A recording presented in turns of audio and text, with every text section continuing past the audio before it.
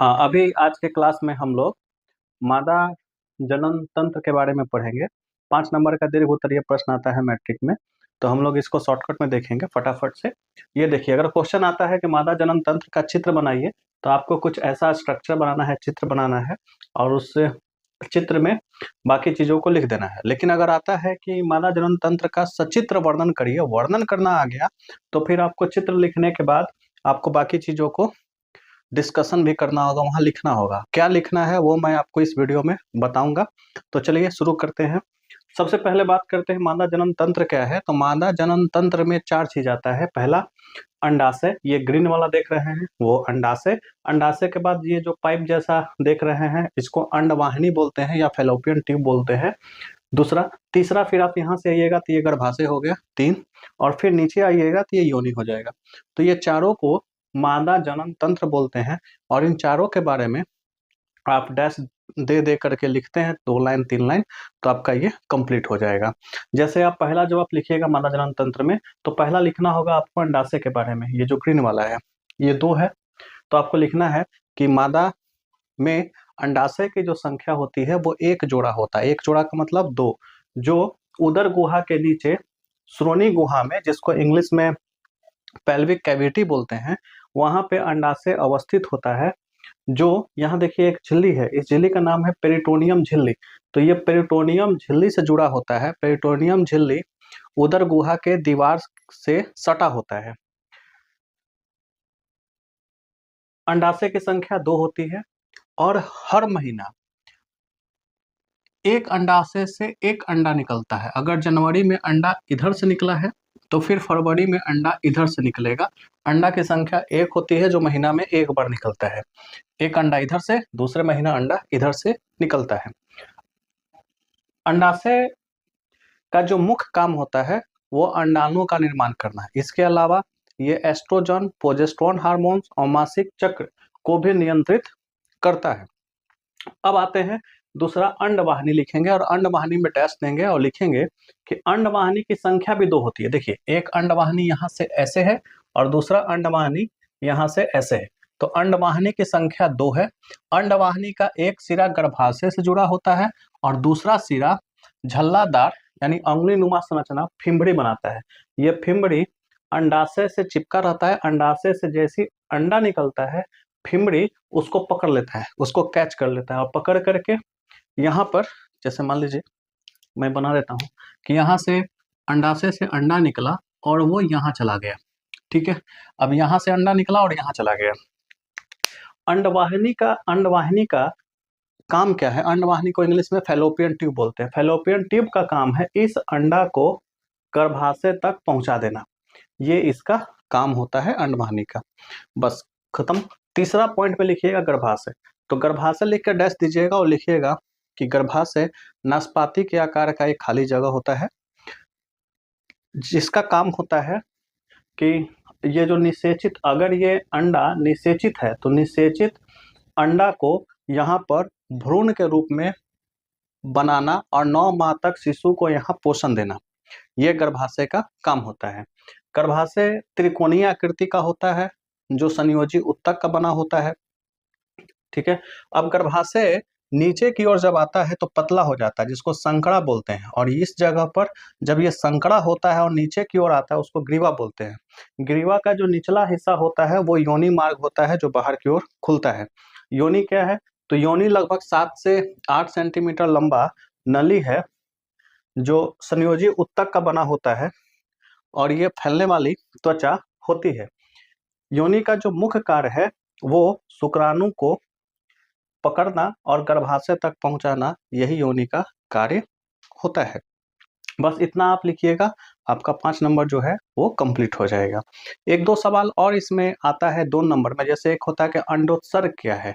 तो अंडोत्सर्ग में आपको लिखना होगा कि अंडाशय से अंडा निकलना अंडोत्सर्ग कहलाता है। दूसरा सवाल आता है कि निषेचन किसे कहते हैं। तो स्पर्म मान लीजिए यहाँ पे आएगा, और ये स्पर्म ऐसे इस रास्ता से होता हुआ ये स्पर्म बना रहे हैं। स्पर्म लाखों की संख्या में आता है। अगर कुछ स्पर्म इधर आएगा, कुछ स्पर्म इधर भी जाएगा, इस तरफ भी जाएगा। अब देखिए यहाँ पर तो अंडा है नहीं, तो यहाँ का जो स्पर्म है उसको अंडा नहीं मिलेगा तो वो मर जाएगा कुछ दिन के बाद। और यहाँ पर जब स्पर्म आता है और वो अंडा से मिलता है, ये स्पर्म इस अंडा के अंदर समा जाएगा, घुस जाएगा। बहुत सारा स्पर्म एक साथ आएगा, लेकिन एक ही स्पर्म है जो अंडा से संपर्क बना पाएगा, संलग्न करेगा। तो जैसे ही स्पर्म अंडा से मिलता है, इसी को बोलते हैं निषेचन होना। अब ये निषेचन होने के बाद 36 घंटा के अंदर ये जो अंडा है वो इस जगह पर आ जाएगा और इसको बोलेंगे भ्रूण। इसको क्या बोलेंगे? भ्रूण। और ये जो होगा स्पर्म 36 घंटा के बाद ये जो बचा हुआ स्पर्म है वो मर जाएगा, वो जीवित नहीं बचेगा। अब सिर्फ यहाँ पर क्या होगा, ये तो अंडा, यहाँ से अंडा अब यहाँ आ गया, इसको बोलेंगे भ्रूण। अंडाणु नहीं बोलेंगे, इसको निषेचित भ्रूण बोलेंगे। और ये भ्रूण का विकास इस गर्भाशय में 9 माह तक होगा। ठीक है, तो ये बातें आपको समझ में आ गई। एक और क्वेश्चन होता है क्या, मासिक धर्म क्या है? तो वो होता कब है कि जब ये अंडा इस जगह पे था और स्पर्म से ये नहीं मिला है, मतलब ये निषेचित नहीं हुआ है, तब क्या होगा, ये अंडा 36 घंटा के अंदर इस गर्भाशय में आएगा। ठीक है, लेकिन स्पर्म तो मिला नहीं, अंडा इस जगह पे आ गया कहीं। अब जब ये अंडा निकलता है, कहाँ से? अंडाशय से। तो अंडाशय से जैसे ही ये निकलता है तो यहाँ पर एपिथेलियम जनक होता है जहां से अंडा निकलता है। तो जब ये अंडा यहाँ निकल गया तो जो यहाँ पर ग्राफियन बचता है वो पीला कलर का हो जाता है। मतलब समझिए ऐसे कि जब अंडा यहाँ से निकलेगा तो ग्राफियन का कलर पीला हो जाता है और वो उसको हम लोग बोलते हैं कॉर्पस लुटियम। कॉर्पस लुटियम से प्रोजेस्टेरोन हार्मोन का स्राव होता है। प्रोजेस्टेरोन हार्मोन क्या कहता है कि इस गर्भाशय को मोटा करता है। गर्भाशय अंतःस्तर जो रेड कलर का दिख रहा है, इसको बोलते हैं गर्भाशय अंतःस्तर, जिसका काम होता है गर्भाशय को मोटा करना, ताकि अगर यहाँ भ्रूण आता है तो उसको 9 माह तक पोषण देना। चूंकि यहाँ स्पर्म नहीं आया है, ये अंडा निषेचित नहीं है, अब ये अंडा यहाँ पे आएगा। उसी समय जो प्रोजेस्टेरोन हार्मोन्स है वो इसको तो मोटा किया, लेकिन ये भ्रूण के लिए मोटा था दीवार। अब चूंकि ये अंडा निषेचित नहीं हुआ है तो इस दीवार का भी कोई कार्य नहीं है, क्योंकि इस दीवार का काम था भ्रूण को पोषण देना। तो अब क्या होगा कि अंडोत्सर्ग के 2 सप्ताह के बाद ये जो परत है, जिसको गर्भाशय अंतःस्तर बोलते हैं या इंग्लिश में एंड्रोमेटियम का परत बोलते हैं, ये क्रैक होना शुरू होगा, टूटना शुरू होगा और ये टूट करके इस रक्त के माध्यम से योनि मार्ग से बाहर आएगा। रक्त और श्लेष्मा, जिसको हम लोग मासिक चक्र या मेंस्ट्रुअल साइकिल बोलते हैं। तो इतना लंबा आपको नहीं लिखना है। अगर मासिक चक्र के बारे में लिखना होगा तो बस 2 नंबर का प्रश्न है, तो आपको बस इतना लिखना है कि स्त्रियों में जनन की क्षमता होती है 12 से 13 वर्ष में शुरू होता है, 40 से 50 वर्ष में समाप्त होता है। इस बीच गर्भावस्था को छोड़ करके 26 से 28 दिन के अंदर गर्भाशय से रक्त और श्लेष्मा का स्राव होता है, जो 3 से 5 दिन तक चलता है। ये हर माह होता है, ये चक्र चलता रहता है 28 दिन पर, इसीलिए इसे मासिक चक्र कहा जाता है। इतना लिखने के बाद आप अपना आंसर का जवाब दे दीजिएगा। चूंकि आपका एग्जाम नज़दीक है, इसलिए मैं आपको शॉर्ट में ये सारी चीज़ें बताया है। और जो मैंने आपको बताया था उन चीज़ों को मैंने यहाँ पे लिख दिया है कि अंडाशय क्या है। अंडाशय, प्रत्येक मादा में एक जोड़ा अंडाशय होता है।